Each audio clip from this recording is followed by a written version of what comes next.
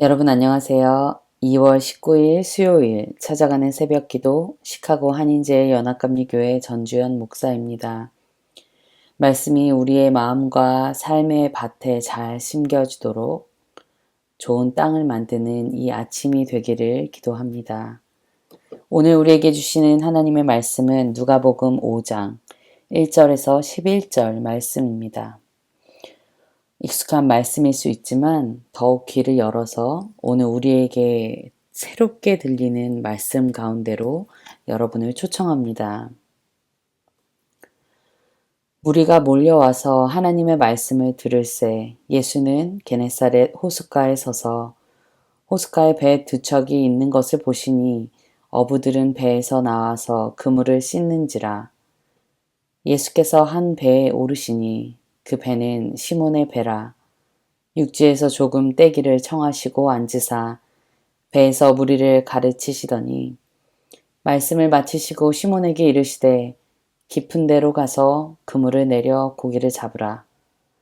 시몬이 대답하여 이르되 선생님 우리들이 밤새 수고하였으되 잡은 것이 없지만은 말씀에 의지하여 내가 그물을 내리리이다 하고 그렇게 하니 고기를 잡은 것이 심이 많아 그물이 찢어지는지라.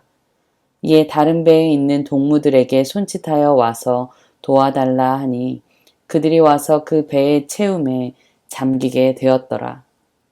시몬 베드로가 이를 보고 예수의 무릎 아래로 엎드려 이르되 주여 나를 떠나소서 나는 죄인이로소이다 하니 이는 자기 및 자기와 함께 있는 모든 사람이 고기 잡힌 것으로 말미암아 놀라고 세베대의 아들로서 시몬의 동업자인 야고보와 요한도 놀랐음이라.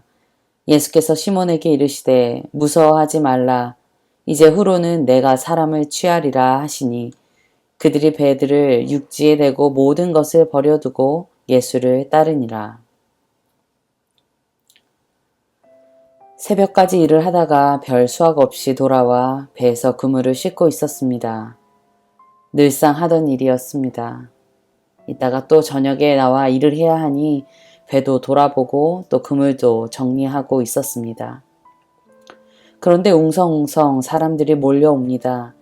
예수님을 따라서 사람들이 몰려든 것입니다. 근데 사람들이 너무 많이 몰려와서인지 예수님이 시몬 베드로에게 오셔서 배를 살짝 무태서 떼어달라고 말씀하십니다. 저는 가보지 못했지만 성지 순례를 다녀오신 분들의 이야기를 들으니 갈릴리 호수에서 실제로 설교를 해보고 들어봤는데 그렇게 잘 들리더랍니다.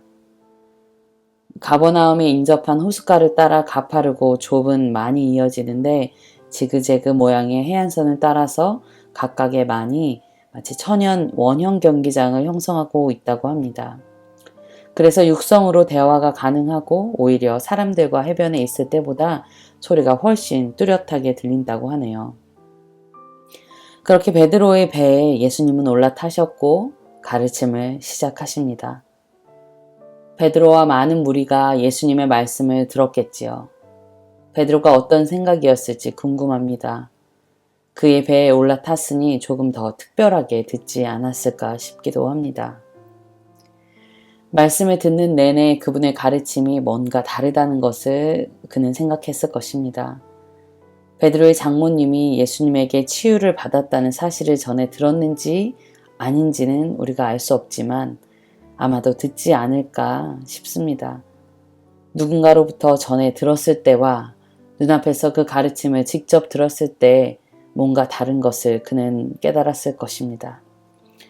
이렇게 저렇게 마음에 밀물이 들어오고 있을 때 예수님이 갑자기 베드로야 깊은 데로 가서 그물을 던져보아라 하고 말씀하십니다. 베드로의 첫 마음은 이런 생각이 있었는지 모르겠습니다.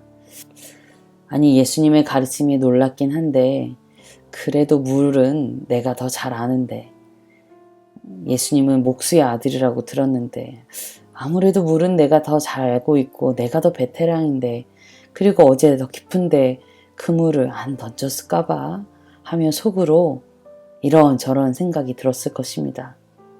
그 속마음을 다 말하지는 못해도 이렇게 말합니다. 선생님, 우리가 밤새도록 애를 썼으나 아무것도 잡지 못했습니다. 근데 선생님의 말씀에 따라 그물을 내리겠습니다. 100%는 아니어도 썩 내키지는 않아도 일단 다시 한번 깊은 곳으로 그물을 던지고 그 이후 말씀은 함께 읽은 대로 베드로의 인생은 다시 한번 깊은 물로 그물을 던진 전과 후로 완전히 바뀌게 됩니다. 저는 이 말씀을 매번 읽을 때마다 내심 하나님께 늘어놓았던 온갖 애쓴 일들에 대해서 생각하게 됩니다.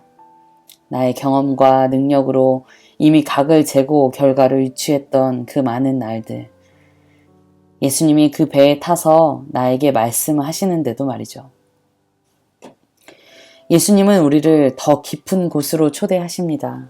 그리고 다시 한번 더 깊은 물로 내 경험과 지식이 아닌 하나님의 말씀에 의지해 그물을 던져보라고 말씀하십니다. 우리가 시도했던 수많은 사역들, 익히 알아왔던 신학과 신앙의 경험들, 그것보다 더 위에 있는 것은 바로 하나님의 부르심이고 하나님의 말씀, 더 깊은 곳으로 다시 한번 그물을 던지라고 하는 그 하나님의 말씀입니다. 여러분에게 깊은 물은 어디입니까? 밤새 수고롭게 애써 일해왔던 부분들은 무엇일까요? 그리고 그것보다 더 깊은 물은 어디일까요?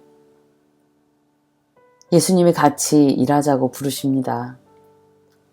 내가 하는 일, 내가 하려는 일, 그거 같이 한번 하자 하고 예수님께서 여러분, 우리를 부르십니다. 여러분의 배에 올라타셨어요.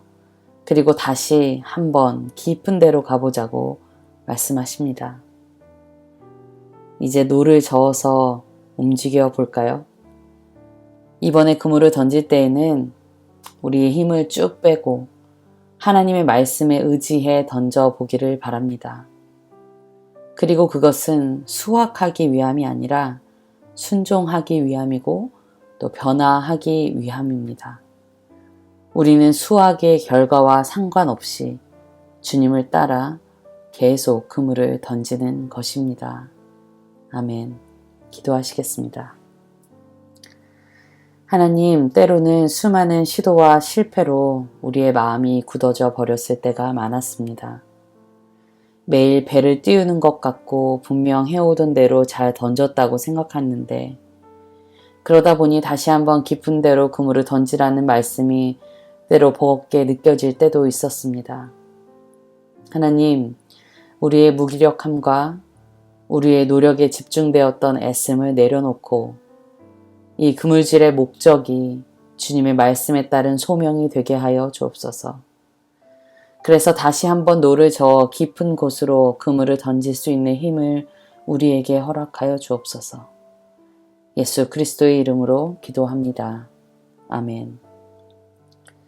여러분, 오늘 하나님께서 부르신 자리는 어디인지 깊이 묵상하고 또 깊어져 가는 그 길을 따라서 제자됨의 길을 걸어가시는 오늘 하루가 되기를 기도합니다.